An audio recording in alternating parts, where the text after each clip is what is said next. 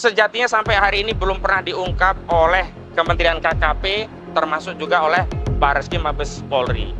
Kenapa? Karena pelakunya bukan hanya Kades Kohot Arsin. Memang dia termasuk terlibat dalam kasus pagar laut dan sertifikat laut, tapi tidak hanya dia.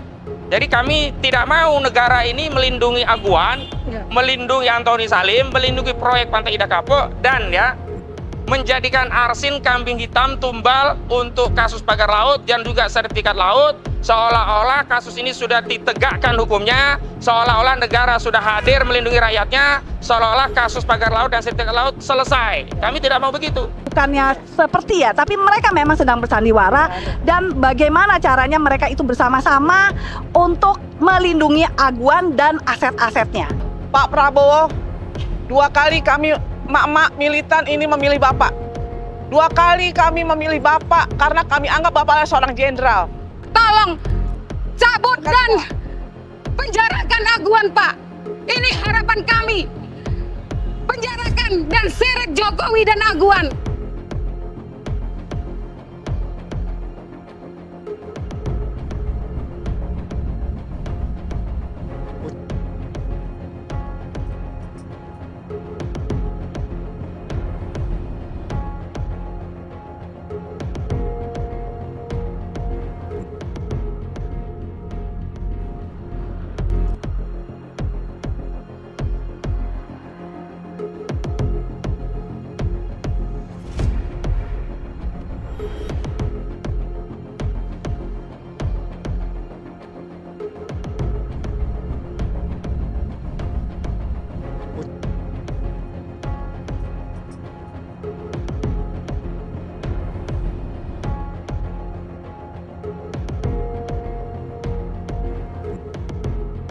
Bismillahirrahmanirrahim. Assalamualaikum warahmatullahi wabarakatuh. Waalaikumsalam warahmatullahi. Alhamdulillah, hari ini di Jakarta tanggal 20 Maret 2025, tepatnya di Gedung Ombudsman Republik Indonesia di Jalan Rasuna Said, Jakarta.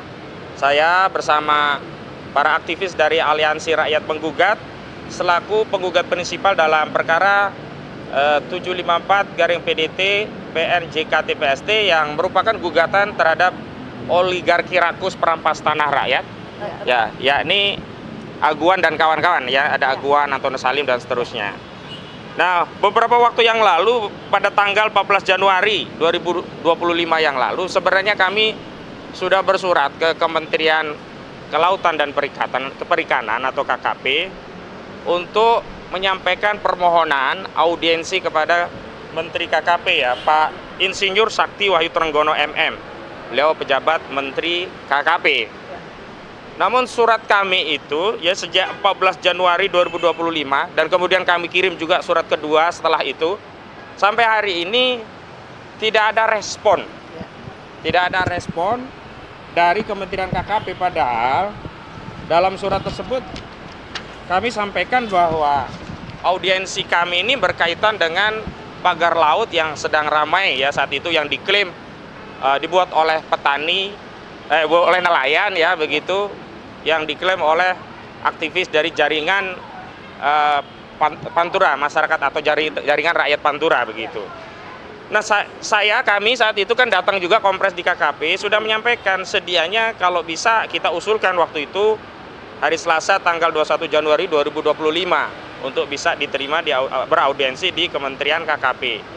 Agendanya audiensi terkait pagar laut PIK 2 dan gugatan proyek PIK 2. Dan kami juga sudah sampaikan kalaupun KKP di hari waktu yang kami usulkan untuk datang belum bisa menerima kami juga sampaikan opsi sesuai dengan kelonggaran agenda mereka, sehingga Kementerian KKP melalui stafnya yang banyak sekali itu bisa menghubungi kami di email dan nomor HP saya atas nama Ahmad Kausunuddin agar bisa memberi konfirmasi. Misalnya, mohon maaf Pak, belum bisa kami jadwalkan, kami akan agendakan.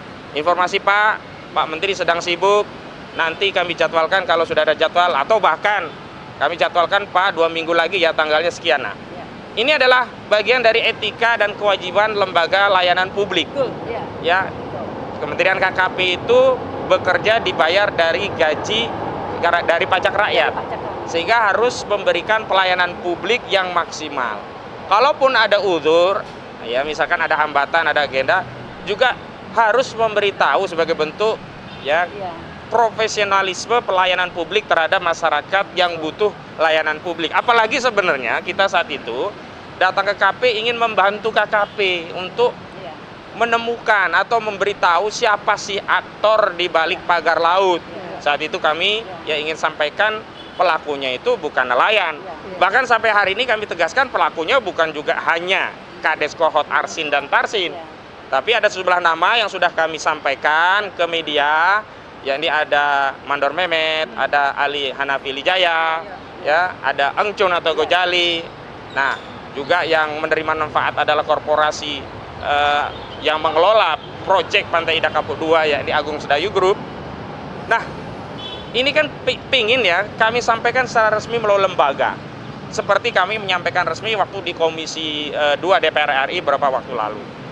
Nah, karena KKP tidak merespon, ini kan kita punya tanggung jawab untuk memperbaiki kinerja KKP. Kok bisa begini gitu? Lembaga yang dibiayai oleh pajak rakyat yang harusnya punya kewajiban melayani publik, diberi surat permohonan audiensi untuk ketemu, kok tidak ada respon sama sekali. Padahal surat kita resmi, kita kirim langsung, bahkan kalau butuh konfirmasi kita kasih nomor WA, nomor HP, email pun kami siapkan. Nah, karena layanan dari KKP yang tidak profesional tersebut dan kami menduga justru ada maladministrasi dalam konteks pelayanan publik, maka kami hari ini datang ke Ombudsman Republik Indonesia. Karena salah satu tugas, fungsi, dan kewenangan Ombudsman itu untuk menerima aduan atau laporan dari masyarakat berkaitan adanya dugaan maladministrasi layanan publik, termasuk untuk melakukan kontrol terhadap pelayanan publik yang menjadi tugas dan kewajiban sekaligus tanggung jawab Badan Layanan Publik, ya, dalam hal ini Kementerian KKP dan yang lainnya. Nah, hari ini kami sudah kirim surat dan kami lampirkan juga surat yang sudah kami kirim ke KKP.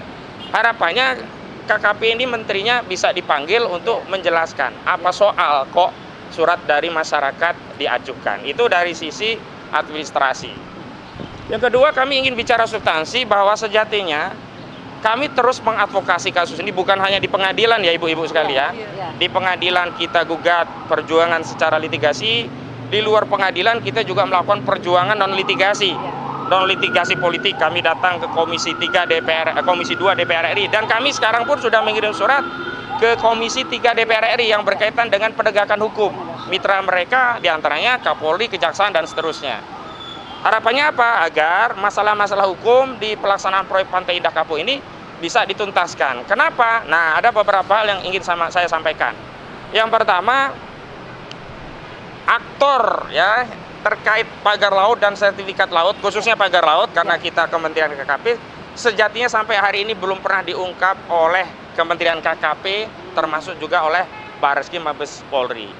Kenapa? Karena pelakunya bukan hanya Kades Kohot Arsin. Memang dia termasuk terlibat dalam kasus pagar laut dan sertifikat laut. Tapi tidak hanya dia. Jadi kami tidak mau negara ini melindungi Aguan, melindungi Antoni Salim, melindungi proyek Pantai Indah Kapuk, dan ya menjadikan Arsin kambing hitam tumbal untuk kasus pagar laut dan juga sertifikat laut, seolah-olah kasus ini sudah ditegakkan hukumnya, seolah-olah negara sudah hadir melindungi rakyatnya, seolah-olah kasus pagar laut dan sertifikat laut selesai. Kami tidak mau begitu. Karena faktanya bukan dia saja pelakunya. Dan kami juga ingin tegaskan dalam kesempatan kali ini secara substansinya, bahwa motifnya nggak terbaca kalau itu yang melakukan adalah Arsin. Untuk apa kepala desa bikin pagar laut segitu panjang? Tapi dari kajian lapangan, mitigasi lapangan yang kami lakukan, kami datang ke Kronjo ya Bu ya, kita datang ke Tanara, datang Tanjung Pasir, Paku Haji, datang ke Mauk, datang ke beberapa desa lainnya, termasuk ke Pulau Cangkir, itu Kronjo maksudnya.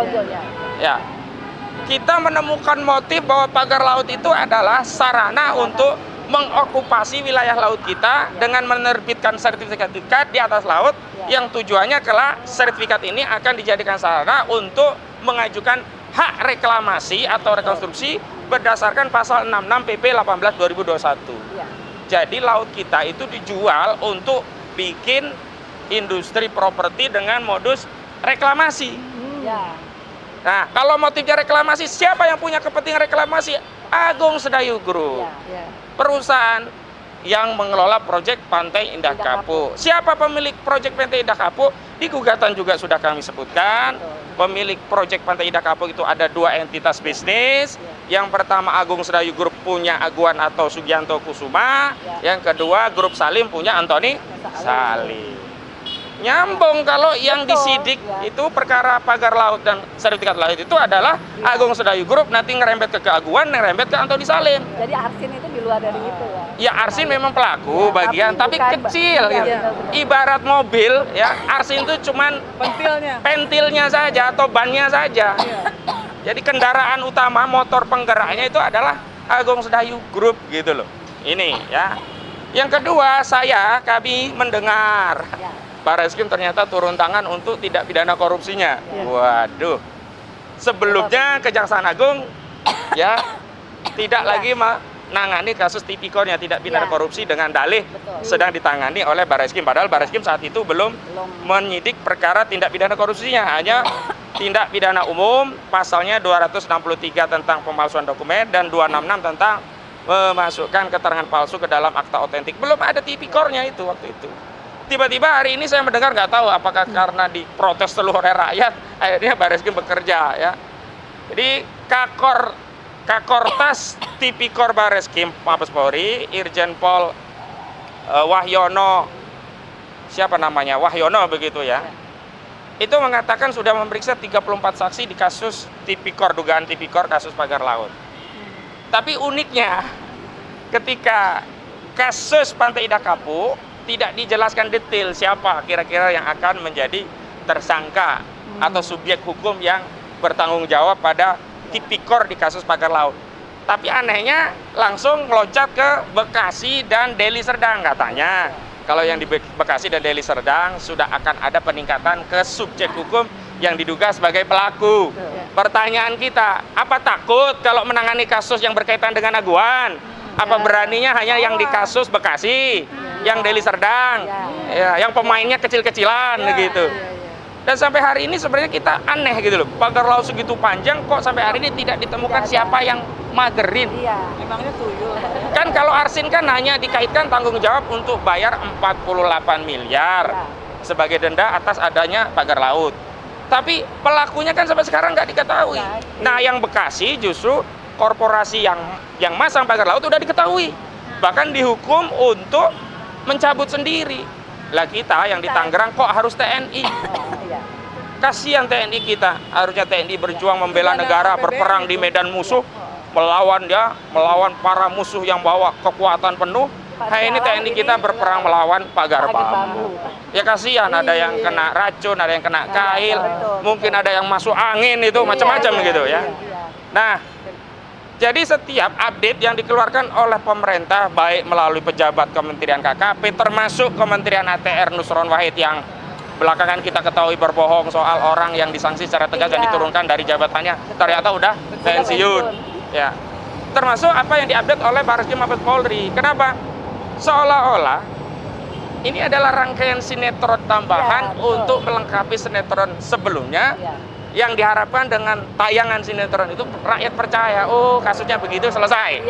Ya, kami katakan sebelum kebenaran material terungkap, sebagaimana temuan fakta lapangan yang kami lakukan mitigasi langsung, maka kasus ini tidak akan bisa dianggap selesai, tidak akan bisa dianggap tuntas, kecuali penyidik kita, aparat kita jujur. Ya, kalau melakukan penyelidikan, kasus itu dibangun berdasarkan fakta, ngikuti fakta, bukan berdasarkan rencana. Kalau rencananya apa, fakta yang tidak sesuai rencana tidak akan diperiksa, dibuang, karena sudah ada rencana. Jadi penegakan hukum itu berangkat dari fakta, data, jangan dengan rencana yang sudah ditetapkan. Misalkan rencananya menyelamatkan Aguan, walaupun banyak fakta yang terkait dengan Aguan akan dikesampingkan, tidak akan diperiksa karena udah ada rencana menyelamatkan Aguan, udah ada rencana ditumbalkan Arsin misalnya. Kan kita membacakan berdasarkan fakta yang ada hari ini begitu. Nah, karena itu kita harap ini negara bukan hanya milik pejabat hari ini negara milik seluruh rakyat. Betul. Seluruh rakyat melihat perkara ini, bukan hanya rakyat Banten, seluruh rakyat Indonesia. Yang kritis terhadap kasus ini bukan aliansi rakyat menggugat atau kami penggugat, bukan. Seluruh rakyat itu ikut memverifikasi setiap statement pejabat di layar kaca. Oh, rakyat menandai ya pejabat ini nggak serius, ini pejabat ini bohong, pejabat ini nggak sesuai. Apalagi orang-orang yang ada di Banten yang tahu faktanya. Mereka kalau ditanya langsung, pagar laut itu punya siapa? Oh, Agung Sedayu, langsung begitu. Langsung itu. Karena tahu dan dulu memang seperti itu. Baru dijauhkan dari Agung Sedayu setelah ada proses hukum. Seolah-olah bukan tanggung jawab Agung Sedayu.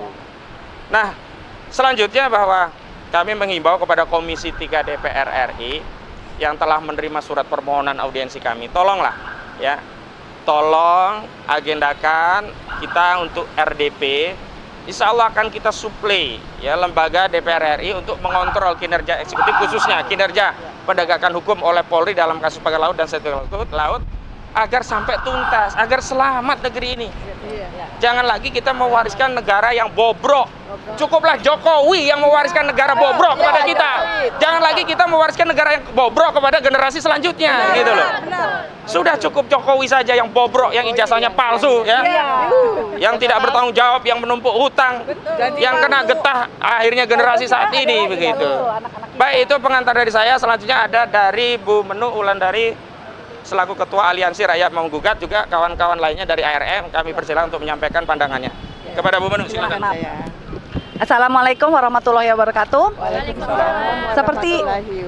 Seperti yang sudah dijelaskan oleh kita punya advokat Pak Kosin, yaitu Ombudsman ini adalah lanjutan dari rangkaian kita pada saat kita kemarin ke KKP.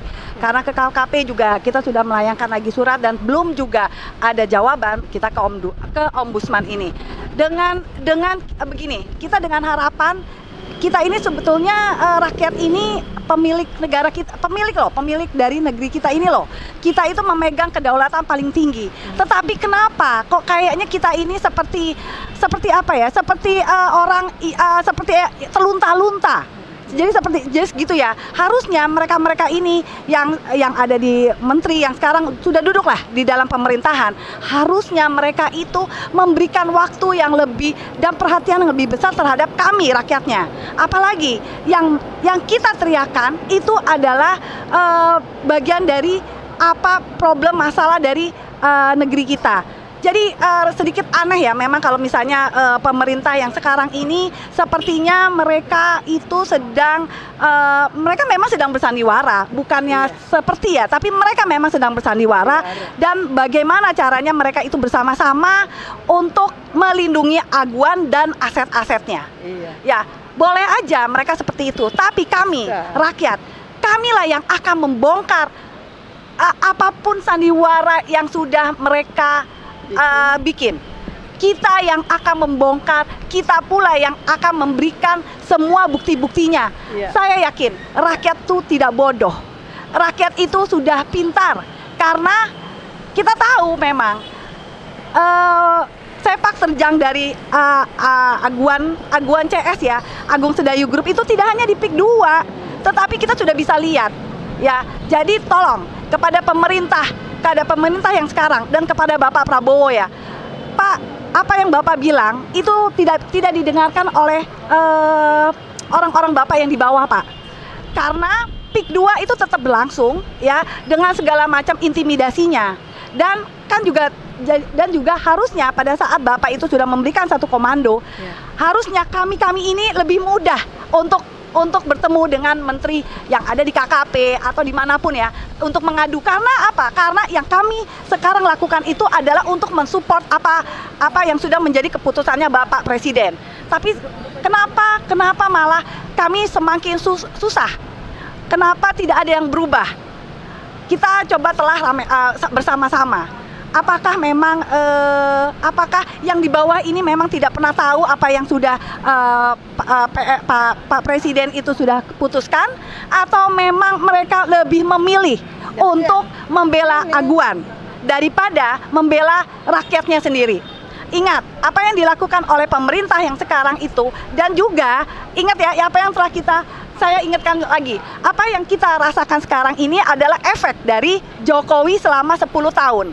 Jadi kami tetap, musuh kami adalah Jokowi. Karena kami percaya Jokowi itu telah memporak-porandakan negeri ini dengan segala macam ketidakbecusannya, ya, dan akhirnya terbukti. Kitalah yang merasa tertekan dan anak cucu kita yang akan menjadi korban. Kami di sini sebagai Aliansi Rakyat Menggugat dan juga sebagai Ibu Pertiwi yang melawan, kami tidak akan pernah berhenti. Kami akan terus melawan dan kami akan membongkar apapun itu skenario yang sedang dirancang oleh para pemerintah. Itu aja dari saya dan mungkin nanti ada teman saya yang akan melanjutkan. Terima kasih. Wassalamualaikum warahmatullahi wabarakatuh. Waalaikumsalam warahmatullahi wabarakatuh. Ibu Susi. Pokoknya nanti siapa yang Assalamualaikum warahmatullahi wabarakatuh. Waalaikumsalam warahmatullahi. Bismillahirrahmanirrahim. Selamat siang bapak-bapak, ibu-ibu sekalian. Satu perasaan dari rakyat Indonesia. Indonesia itu kan daerah kelautan dari Sabang sampai Merauke dikelilingi oleh laut, dan nenek moyang kita adalah orang pelaut. Alangkah anehnya laut kalau laut kita dipagar untuk seorang Cina rakus aguan, Pak. Aneh bin ajaib. Dan pemerintah umpamanya membela seorang rakus hanya untuk membiarkan kedaulatan terjual, itu sangat menyakitkan hati rakyat. Bisa dibilang berkhianat ya, pengkhianat. Mengkhianati bangsa ini secara tidak langsung. Ya. Pak Prabowo, 2 kali kami emak-emak militan ini memilih Bapak. 2 kali kami memilih Bapak karena kami anggap Bapak adalah seorang jenderal. Bapak hebat. Mungkin di pundak Bapak kami berharap Indonesia akan lebih maju. Tapi sampai saat ini banyak yang kecewa, Pak. Karena apa? Pagar laut yang sepanjang itu masih berdiri kokoh, dan malah saya dengar ada yang sudah dicor. Jadi sebenarnya kemarin tentara bersusah payah dengan dana negara mencabut bambu yang ada sepanjang puluhan kilometer. Tiba-tiba berdiri lagi. Itu berarti Cina rakus mempermainkan perasaan rakyat, Pak, mempermainkan negara. Jangan biarkan, Pak, Cina rakus itu berdiri tegak dengan naga-naganya, dengan segala kehebatannya, menyuap kiri kanan, menyuap pejabat, menyuap semua orang, menzolimi rakyat, menindas rakyat. Mereka anggap dia gajah. Tahu nggak kalau gajah dimasukin semut satu di kupingnya akan mati dia kalau semut itu membusuk di otaknya. Ingat, gajah itu nggak selamanya berdiri tegak, nggak selamanya hebat. Jadi ingat kau Aguan, ingat kau Antoni Salim, dan ingat juga Pak Jokowi, 10 tahun Bapak berkolaborasi dengan para bandit, para perampas penjara tanah rakyat. Banten, bayangkan, seluruh pantai Banten mereka kuasai, seluruh pantai Indonesia mereka kuasai. Bukan di Banten saja, Pak, seluruh Indonesia mereka kuasai. Dengan program Obor sebelumnya. Obor itu adalah program kejahatan, One Belt, One Road. Jangan pura-pura diam, saudara-saudaraku, para pejabat, para pemangku jabat, para menteri, jangan pura-pura diam. Terutama menteri ATR BPN. Kau diam, kau pura-pura diam, tanah kau berikan kepada Cina rakus, kepada oligarki rakus, kau hianati rakyat. Azab yang akan kau terima nanti. Ingat, azab doa orang terzolimi itu makbul. Kami tidak mendoakan, Pak, tapi kalau kenyataannya seperti ini, pasti orang-orang yang terzolimi doanya diijabah oleh Allah Subhanahu wa Ta'ala. Kami yakin itu adalah ketentuan Allah, kun fayakun. 1 jengkal pun tanah yang bukan miliknya diambil, itu dimasukkan ke dalam perut bumi, Pak. Dihantam oleh perut bumi. Jadi ingat, mungkin kalau yang agamanya di luar Islam seperti itu juga sama, tapi kami minta tolong kepada Pak Presiden sekali lagi. Bapak tolong lihat rakyat Banten yang menderita, tolong lihat rakyat Rempang, rakyat Wadas, rakyat Surabaya dengan waterfrontnya, Morowali, semua dirampas mereka, Pak. Mereka merampas uang kita dan uangnya itu mereka menyogok pejabat-pejabat dengan uang rampasan itu. Jadi sebenarnya bukan uang dia, Pak. Jangan biarkan mereka menjarah negeri ini dan mengambil negeri ini. Tanah air ini didirikan oleh para pejuang yang dengan susah payah, dengan darah, dengan tangis, dengan segala keringat untuk bangsa dan Ibu Pertiwi. Tetapi jangan bela hanya seorang oligarki atau 2 orang oligarki hanya untuk kepentingan sekelompok. Tangkap dan adili para bandit-bandit, Pak. Masukkan ke Nusa Kambangan atau ke pulau terpencil yang tidak bisa dilewati oleh manusia. Biar dimakan ikan hiu, biar dimakan oleh binatang buas laut. Karena mereka telah menjarah dan menjahati negeri ini. Kami adalah Garuda, bukan naga. Ingat Pak Prabowo, lambang Indonesia itu Garuda, bukan naga. Jadi jangan biarkan PIK 2 itu merajalela di negeri ini. Tidak ada negara dalam negara. Itu aja, Pak. Tolong Pak perhatikan sekali lagi. Saya berteriak di sini hanya seorang ibu yang ingin anak cucu bangsa Indonesia tidak sengsara di kemudian hari. Tidak akan menderita di kemudian hari, tidak akan dijajah oleh Cina-Cina rakus. Sekali lagi Pak Prabowo, tolong Pak Prabowo yang terhormat, Bapak seorang jenderal, Bapak seorang presiden, kuasa ada di tangan Bapak. Jangan biarkan rakyat ini menderita, Pak. Tolong Pak, di bulan Ramadan ini Pak, tolong Pak. Sekali lagi kami minta tolong, bahagiakan rakyat Indonesia Pak, sesuai dengan janji Bapak, sesuai dengan keinginan Bapak. Kami yakin Bapak pasti ada di hati rakyat. Kami berada di belakang Bapak. Kalau Bapak bela rakyat, tapi kalau Bapak tidak bela rakyat, Bapak sendiri yang akan menanggung akibatnya. Sekali lagi mohon maaf lahir batin. Assalamualaikum warahmatullahi wabarakatuh. Saya berharap di sini ya. Assalamualaikum warahmatullahi wabarakatuh. Saya berharap di sini ya, kita hadir di sini di kantor Ombudsman itu demi perjuangan juga. Saya berharap kepada Pak Prabowo, tolong deh, jangan anak tirikan masyarakat Banten yang lagi berjuang. Tolong Pak, mereka itu juga rakyatmu. Mereka juga semua itu adalah berjuang demi rakyatnya. Jangan Bapak tidak hiraukan mereka. Tolonglah Pak. Kita pun berdiri di sini itu demi anak cucu kita. Jangan sampai kita terjajah di negeri sendiri. Dan kita pun Pak, anak-anak kita pun yang ada, yang kita perjuangkan juga anak-anak Bapak juga. Tolonglah Pak, jangan biarkan rakyat berjuang sendiri. Jangan biarkan kita terlunta-lunta. Masalah ini belum selesai. Pagar pun belum dicabut Pak. Gimana kinerja Bapak? Tolonglah Pak.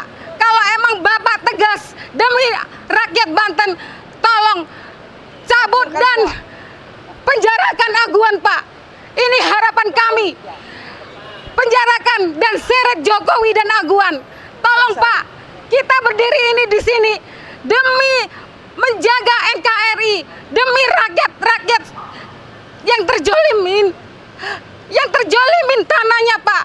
Tolonglah Pak, harapan kami emak-emak ini supaya Bapak tegas terhadap para pengkhianat Pak. Tolong Pak, tolong kami Pak. Kita tidak bisa berkata-kata kalau Bapak tidak langsung eksekusi Pak mereka yang jahat terhadap rakyatmu Pak. Tolonglah Pak, kami di sini berharap kepada Bapak. Terima kasih Pak, inilah harapan kami Pak. Assalamualaikum warahmatullahi wabarakatuh. Waalaikumsalam warahmatullahi wabarakatuh. Assalamualaikum warahmatullahi wabarakatuh. Waalaikumsalam warahmatullahi wabarakatuh. Kami sebagai rakyat Indonesia yang sedang tidak baik-baik saja merasa bahwa apa yang Pak Prabowo sudah katakan belum ada belum ada reaksi atau belum ada realisasi. Ya, betul. Kami sama teman-teman kami di sini itu adalah pendukung Bapak di tahun 2019, dan kami pun di tahun ini berharap banyak dengan Bapak. Bapak akan membela suara rakyat, Bapak akan membela suara kami, Bapak akan menomorsatukan kami sebagai rakyat, bukan mereka oligarki yang sudah merampas tanah-tanah kami di semua pesisir pantai. Kami sangat sedih, Pak. Janji Bapak belum terrealisasi dengan pagar yang katanya mau dicabut, itu hanya omon-omon. Pagar yang katanya ketika kami berteriak, Bapak hari itu langsung besoknya mengadakan pencabutan oleh TNI. Tapi setelah kami semua tidak ada di sana, tidak fokus di sana, Bapak berhentikan juga. Dan sedihnya pagar-pagar itu masih tetap berdiri dan sepertinya pembangunannya terus. Betul. Jadi maksudnya kami sebagai rakyat itu mau diapain sama Bapak gitu. Bapak jangan mempermainkan perasaan kami. Kami adalah penduduk asli Indonesia. Tapi Bapak lebih membela orang-orang yang tidak punya rasa nasionalis. Mereka memang akan berniat jahat untuk merampas negara kami. Bapak jangan fasilitasi mereka. Bapak harus tidak pakai basa-basi lagi untuk menangkap, memenjarakan Jokowi, Aguan, dan Antoni Salim serta kroni-kroni yang lain. Kami tidak terima kalau Bapak tetap diam. Kami sebagai rakyat Indonesia yang berdaulat akan tetap berteriak bahwa Bapak adalah presiden kami yang harus mendukung kami sebagai rakyat Indonesia yang membela suara-suara kami. Tolong Pak, jangan bikin kami sedih, jangan bikin kami menderita, jangan bikin kami terzolimi dengan fasilitas yang Bapak berikan ke mereka. Pak, kami sekali lagi mengingatkan, Pak, dosa itu pasti ada. Janji-janji Bapak pasti ditanya nanti di akhirat. Apalagi sekarang bulan puasa, bulan Ramadan. Saya tidak tahu Bapak puasa, tapi saya berharap Bapak sebagai orang yang beragama Islam tetap puasa. Janji harus ditepati. Kalau tidak, akhirat akan mempertanggungjawabkan apa yang sudah Bapak janjikan ke kami. Rakyat ada 300 berapa? 280 juta yang akan menuntut Bapak. Coba itu. Ada di dasar mana Bapak? Nanti ada di atas sana, saya nggak tahu. Cuman selama masih ada kesempatan untuk bertobat, melaksanakan kami sebagai rakyat Indonesia, memfasilitasi kami, suara kami didengarkan, kami akan bersyukur dan berdoa yang bagus buat Bapak. Segitu aja suara dari saya sebagai rakyat. Wassalamualaikum warahmatullahi wabarakatuh. Assalamualaikum warahmatullahi wabarakatuh. Terakhir dari saya selaku koordinator tim advokasi melawan oligarki rakus perampas tanah rakyat. Saya menyeru kepada laki-laki yang ada di negeri ini. Hai kau laki-laki yang ada di negeri ini, apakah tidak malu melihat para ibu-ibu yang hari ini berjuang meneriakkan keadilan di depan penguasa yang zalim, berdiri kokoh menyuarakan kebenaran di atas penguasa yang zalim? Apakah kalian tidak malu? Terutama saya menyeru kepada Anda, para jenderal baik di TNI maupun di polisi. Di mana bintang-bintang Anda letakkan? Apakah masih di pundak Anda atau sudah dibuang ke selokan? Di mana jabatan yang Anda banggakan? Apakah masih bisa untuk membuat Anda tegak menghadapi rakyat atau tertunduk malu melihat rakyatmu, bangsamu hari ini dijajah? Dan tentu saja kepada siapapun yang mendapatkan amanah untuk mengelola negeri ini, ketahuilah bahwa sejatinya negeri ini tidak dikelola tanpa pertanggungjawaban baik di dunia apalagi di akhirat. Dan saya ingatkan kepada siapapun, terutama saya ingatkan jenderal-jenderal yang ada di TNI, jenderal-jenderal yang ada di kepolisian, putus hubunganmu dengan oligarki jahat, putus hubunganmu dengan pengusaha-pengusaha hitam. Tidak perlu mencari bintang dengan merendahkan diri minta bantuan oligarki. Putus hubunganmu dengan Antoni Salim, putus hubunganmu dengan Aguan, putus hubunganmu dengan Jokowi Widodo, putus hubunganmu dengan oligarki lainnya, Tommy Winata dan yang lainnya. Berkhidmatlah hanya kepada rakyat. Bekerjalah hanya untuk kedaulatan negara. Bekerjalah atas amanah yang diberikan kepada saudara. Karena sungguh kebanggaan seorang jenderal, kebanggaan seorang tentara, kebanggaan seorang polisi manakala dia berdiri tegak bersama rakyat melawan kezaliman. Takbir! Assalamualaikum warahmatullahi wabarakatuh.